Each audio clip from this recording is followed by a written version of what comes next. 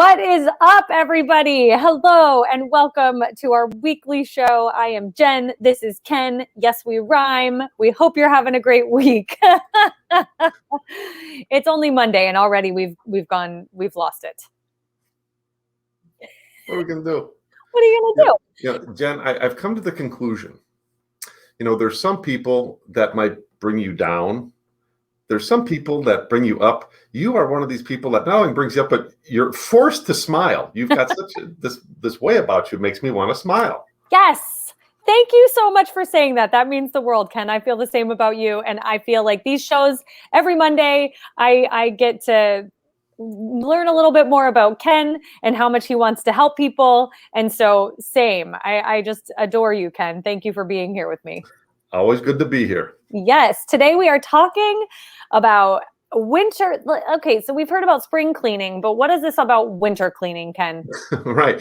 Well, that you actually just took the words right out of my mouth. It's exactly that. I mean, each season kind of brings along its own things, and there's some things that are winter as well. So we'll talk about some of those things. When we say winter cleaning, are we talking about snowshoes? Are we talking about skis? No, not really. They're just some of those things that either might be off the radar, and now is a good time to do them, or maybe they're things tied to winter that might be a good time to take care of things. I love that. And, as usual, please find us on the web. We have lots of great products. Healthier Home is like my new favorite jam. And I just couldn't be more ecstatic. So we're going to talk about some of your products on this as well. Sure, we can do that. Absolutely. I love that. Well, what's your first tip for us this winter? Well, this reminds me of a joke because sometimes it's so obvious we just don't know. There was a guy who was leaving work and he had a wheelbarrow full of straw. And as he's walking out the gate, the security guard comes by and he pokes in the straw and he can't see anything. He lets the guy go. Next day, another wheelbarrow full of straw, and he stops the guy again, checks in the straw. There's nothing there. He says, "Okay, you can go." Third day, another wheelbarrow full of straw, and that security guard says, "All right, look, I know you're stealing something. What are you stealing?" And he says, "Wheelbarrows." Well, sometimes the answer is so obvious, we need to pay attention to it. And this is one of those things. And although you could do it anytime, now's kind of a good time because you might not be doing it with all the other tasks around. But our trash cans in the bathroom, in the kitchen, they could be, routinely full of dental floss, dirty tissue, foodstuffs, all sorts of malodor causing things. And I'll just bet you, if you were to think about it, you probably can't remember the last time you really cleaned your trash cans. But those are a source of malodors and bacteria. They're very active with that. So there's several ways to. I mean, just when you clean those out once a week, we've got a wonderful product we typically use for wall cleaning, but this is a tremendous hard surface cleaner, and it's got a built-in deodorizer. So not only is it going to clean that really well, remember it's a good cleaning package, but it's got a deodorizer that it's an inert polymer that binds up any malodor. So your garbage cans are going to look spectacular and smell great. How many times you get to say I got a great smelling garbage can? Yeah, my garbage can smells great. And now I also know the word malodor. So I sound smart. Malodor, right. That's a good one. That's such a great idea. Actually, my best friend said to me one time, she said she cleans her garbage cans because of her mother. And I this whole cleaning garbage cans thing is actually a relatively new idea for me, I'm embarrassed to say. But she said to her mom, how are your garbage cans always so clean? She's like, I don't know. They're just magically clean all the time. She's like, it's not magic. It's cleaning. Well, and plus, if you've got a household, especially with kids, your garbage can in the kitchen doubles. Not only is it a garbage can, it's actually a basketball hoop because everybody throws things and they're not always making 2 points. Sometimes it's the wall, sometimes it's the can. Yep. So you got things to clean up, which we got some products for that are great. But I love that. Yeah, I mean, you're going to have those issues. So you might as well use this winter time to do that little task you really don't do all year long. And it's clean that. And along with that, I'm going to give you another one. This is like a challenge from Ken because, and I'm no different than anybody else. I dare you to peek inside your toothbrush holder. I don't want to. I saw this before the show and I was like, I'm not doing it, Ken. I'm not doing it. this is one of those things. It's like, oh my God, you don't really see it. You got a little hole in there where the toothbrush fits in. But then on the inside, unfortunately, you're going to have a lot of buildup on there because the stuff that you're washing off your mouth, and maybe the brush isn't cleaned off completely, but it gets down there and you get things growing in there that are kind of grody. Our So producer yeah. Bess is thoroughly entertained by our show today. We've had jokes, and also we're talking about nasty mouth bacteria inside of canisters. I mean, really, this is like. But the solution is pretty easy. In general, you could either just toss these things in. It's good to make a habit of it, because I'm going to tell you, wintertime, because most people probably don't ever do it, but and I'm no different. I mean, I'm the same. I got the same foibles as everybody else, but throw it in the dishwasher. That'll clean it, or pour some hydrogen peroxide in there. That will oxidize out any malodors and bacteria that we've got growing in there. That's like our Pee-wee's Playhouse word for the day. Like every time you say malodor, I'm going to go, ah! We should have all the craziness in the background when we say that word. You're right. I love it. Okay, and the hydrogen peroxide tip is excellent. Thank you for that. Right. Very simple, very easy to do. Okay, now this is definitely a wintertime tip, because I was just talking to Bess before the show, and she said, how's your weather? Seasonal. Well, seasonal in a bad way, because we have the wet, heavy, slushy snow. Now, if you've got some waterproof boots, that's great. But in general, a lot of people's shoes get wet during the wintertime. And this isn't even necessarily a cleaning tip. This is just an easy way to get your shoes dry. Take some newspaper and shove it on the inside of your shoes, and that's going to extract the water. It's going to pull it from the shoe itself. So your shoes are going to dry quicker. I love this tip so much. And I feel like, even though like we're in Florida, so we don't exactly deal as much with like the soaking wet shoe from the weather. I feel like it's great advice even just to soak up sweat throughout the day, because it's so hot down here. You are correct. Yeah, like the bacteria is what causes the malodor. Ding, ding, ding, ding, ding, ah! Cherry's going to go crazy. Cherry, remember Cherry from Pee-wee's Playhouse? Oh, I'm so proud of you, Ken. Good job. So yes, you are correct. I mean, that's why you are who you are. You've got athletic kids, or they're playing, their feet get sweaty, soccer shoes, put some newspaper in there. Put some newspaper in there. Save yourself some nasty smells. It's super easy to do, so not real hard. So that's a good thing. That's a very simple thing. So moving on. Can we move on?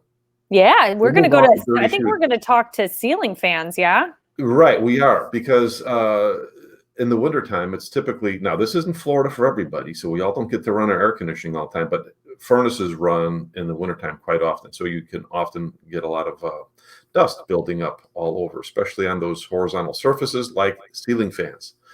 And now is probably a real good time to clean those little babies. I love it. Clean that little baby. Yes. And there's 3 simple things that I would recommend for this. So if you've got just normal dust and dirt, grab a microfiber cloth, and it'll pull most of that off without too much flowing around. If you've got heavy, like see this ceiling fan picture, that's pretty heavy. Yeah. So you can put a pillowcase over the fan blade and pull it off, and you won't have that dust going all over the place. Oh, that's so smart. So then do you then are you able to just like take it outside and shake it? Take it out. Okay. Yeah, take the pillowcase outside and shake it. Get all that stuff out. You definitely don't want to drag that stuff back in. But it's a good way not to have all. Because if you got a super dirty, dusty fan, pull off, it's going to go everywhere, and you don't want that everywhere. I love this tip. Oh, that's so great.